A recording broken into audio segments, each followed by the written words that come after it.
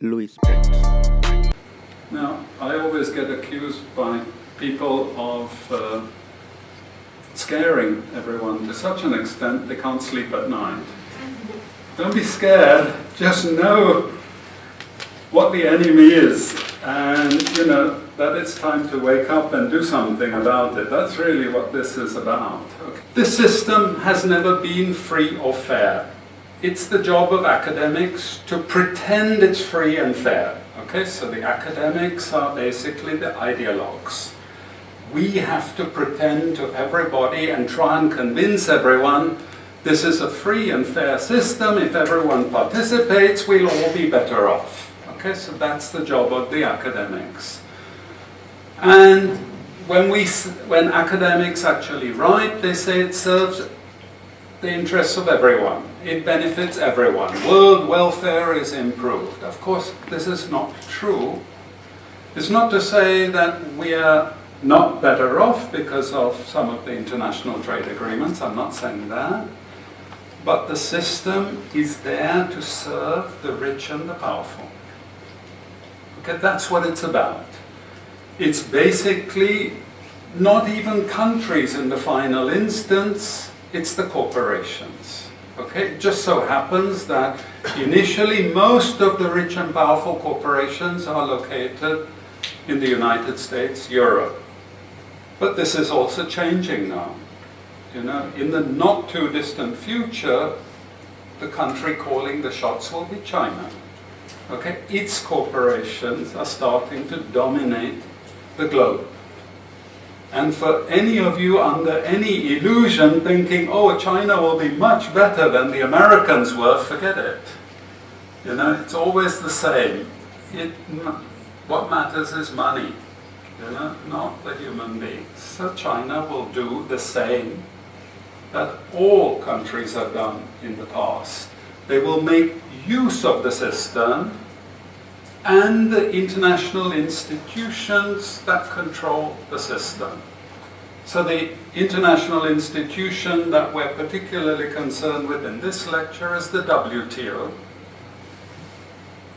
But there are also other international institutions that are important, which we won't deal with in this lecture, and that's the IMF and the World Bank. Okay? But in this lecture, it's the WTO that we're going to look at. Now, what I want to do is just very briefly go through 400 years of history, just like this. And why this is important to me is because when we talk about free trade today and countries having the right to choose, we forget that most of the countries we're talking about were colonized. We forget that those countries had their developments completely distorted and perverted. Essentially, these countries had their entire economies remodeled to serve the interests of the advanced countries. Essentially, these were raw material producers and primary goods suppliers. It's very important because when we teach doctrines of trade, we say these countries are free to produce whatever they want to produce. Of course, this is not true. This is just simply a myth. They're not free to produce whatever they want to produce according to their advantage. They were forced into the production of certain commodities. And the aim of the system is to keep them producing precisely those commodities for the interest of the advanced countries. Okay? So Sri Lanka was not naturally a tea producer. India was not naturally a tea producer. Okay? Not any more than China was naturally a rice producer. In fact, in the 1950s, advisors to the new Chinese Communist government even told China that your natural advantage is producing rice. Okay? In other words, they wanted China to fit into that same mold. produce what you're good at producing, but of course the reason why these countries were told to do this is because it served the advanced countries' interests. And that's what colonization did. It actually destroyed the self-sufficient base of these countries, forced them into the production of one or two goods. And the most important thing it deprived them of was their own food production. Okay, because once I destroy the food production of a country, they're my prisoner. What's very important, even when we look at the systems today, people talk with one tongue, but actually the meaning is something totally different. Just an example of Britain. Preached free trade at the time of its industrialization, and its industrialization was based on garments and textiles. But there was one country that actually was superior to Britain in the production of garments. It galls me to say this, but it's India. I wanted to say Sri Lanka, but I can't. Okay, it was India. India was far in advance of Britain in the production of garments, and actually one part of India in particular, Bihar. Bihar, when I was growing up, was synonymous with starvation and poverty. But Bihar was one of the richest parts of the entire planet at the time that Britain had colonized India. Now, Bihar was so productive, it was exporting garments to Britain and destroying British manufacturing industry in Manchester, Leeds, and all the main centres. So these garments producers demanded the British authorities impose tariffs. This is a country that's preaching free trade, now imposes tariffs. Indians were so productive that even when the tariff went as high as 75% on the value of the import, 75% tax, Indians were still beating the British. That's how competitive they were. So, what does a good colonial power do? They simply banned all garments production in India. They forced the closure of all the factories in India. And that's why essentially Bihar went into decline, and we have the end result being poverty. This is one of the poorest parts of India. Okay, now it's the hypocrisy I wanted to get to, because it's the same hypocrisy of the US. US preaches free trade, but the very first thing the US does in a new system, and we will come to that, the very first thing the US does is it says, okay, we will have free trade in everything as long as it's in things we want. But if it's in anything that the developing countries want, we're blocking it. So what developing countries wanted was free trade in agricultural goods, where developing countries had an advantage. But the Americans said no free trade in agricultural goods. So basically, in one sweep, they knocked out most of the exports of the developing countries.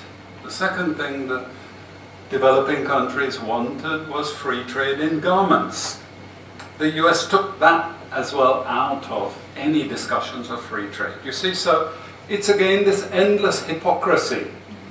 We preach one thing, our academics teach that in the universities, but there's absolutely no intention of practicing it. Okay? It's just a game we're playing. If we can convince you to actually abide by the free trade, then we win. Because we're not practicing it. And we will come to this again and again as we go along.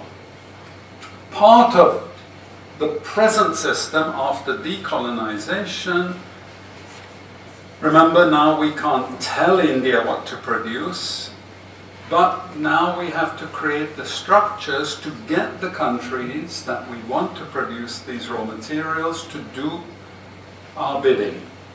And those structures involve debt. Okay, we indebt these developing countries. If you don't do what we say, we call in the debts, and then you're in trouble.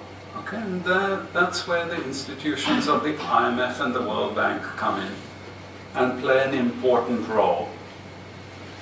Apart from this economic control through debt, we also impose political controls and, yes, I'm going to say, bribery and corruption. Okay, bribery and corruption has been incredibly important for the West. To actually bribe the politicians that they want to bribe to do the things that the Western countries want them to do. But, of course, now in the academic literature, the way we see it is developing country bureaucrats are somehow genetically inclined towards bribery and corruption, you know. As long as you have a black skin or brown skin or even a yellow skin, you are suspiciously inclined towards bribery and corruption. Okay? I mean, that's basically the way we have the literature. I'm being very crude about it, but these are many of the studies on corruption. In fact, we don't see that the whole system of corruption is part of that control mechanism that we have imposed. The last part of that control, which I've mentioned, is ideology. So people come to ISS, we teach them, you should produce these goods, this is the way you should run your economy. They go back to their countries, they do exactly what we have told them. We hope not, but anyway. That's the role of ideology. The very last round we're in is called the Doha round. And that I will also give a little bit of time to. I'm just going to take up some of the Uruguay round issues, because those are what are reappearing in TTIP. And the Doha round new issues are also in TTIP. Okay, so it's really these new issues in the Doha round which the corporations have been after for a very long time, which they now want to put, well, basically put to rest. In other words, we want it over and done with. And once that is over and done with, actually, there will not be another global trade round. Okay, this is the very last global trade round, because after this, everything has been achieved. And the corporations know it's too expensive, because I told you they have spent billions and billions of dollars. They're not going to spend this again. Okay, this is the last time, and this is actually not much more is needed after this. So I'm just going to look at a couple of things. One thing of note is, in every trade round discussion, the question should always be asked, but is not asked in the literature, who sets the agenda?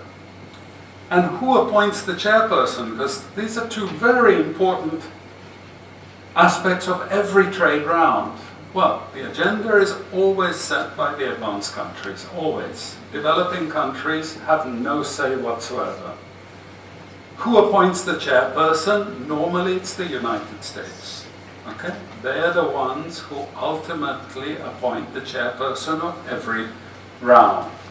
Okay, so in the Doha round, the chairperson, the initial chairperson, was the trade minister of Kuwait. Okay, one of the US's client states, in other words. And basically, the entire agenda was set by the advanced countries. Has always been. The developing countries don't have a say. Problem now is countries like China, Brazil, India, they're pretty angry about this because they feel they're powerful and they want a say. So this is creating a number of problems. And these are the important bits and pieces in the Uruguay round. A few of these we need to pay some attention to. We can't go through the technical details, but just so that you understand what some of the important issues are. The first one is the agreement on agriculture. This is especially important to developing countries. You see, cut a long story short, what the advanced countries said was, look, if you don't have subsidies in agriculture, if you do not have certain tariffs to protect your agriculture, if you do not give support to your farmers, you can't do it from now on. So once the document was signed, they said all those who had support for their farmers, all those who gave subsidies, could keep them. But anyone who, after the agreement, wanted to give new subsidies could not do that. Now here's the beauty of this. You see, this is in 1986, but for 20 years before that, the World Bank had been involved in lending money to all developing countries around the world. What do you think one of the most important conditions was? You have to eliminate support to agriculture. You see, so country after country, they forced to eliminate all subsidies to agriculture, all protection of agriculture. Now comes the agreement on agriculture, which says if you don't have support, you can't impose it. Anyone know what the biggest component of the European budget is? Support to agriculture, of course. You know roughly a ballpark figure how much that is? Well, it's $300 million. Okay? That's roughly what it is. US, how much do they give to their agriculture? Roughly the same order, income support. There are two things that you should notice here. Remember, these are countries that preach free trade. In other words, we don't support any of our industries. Why are they bothering to give so much money to agriculture? Why? And why is it they go around telling developing countries, don't support your agriculture, it's very bad. It's very bad. And that's what the World Bank did for a long, long time, so much so that support in many countries is virtually nothing. If you want to have control over a country, one of the things you should control is its food supply. If they're not producing their own food, how long can they bargain with you? How long can they argue with you? They need to import the food. Okay? It was a strategy, a deliberate strategy. The agreement on agriculture cemented that. Developing countries were more or less bullied into signing this. But it comes back to haunt the advanced countries because developing countries realized they were taken for a ride. Yeah, of course, every day we're trying to build a new Africa, piece by piece.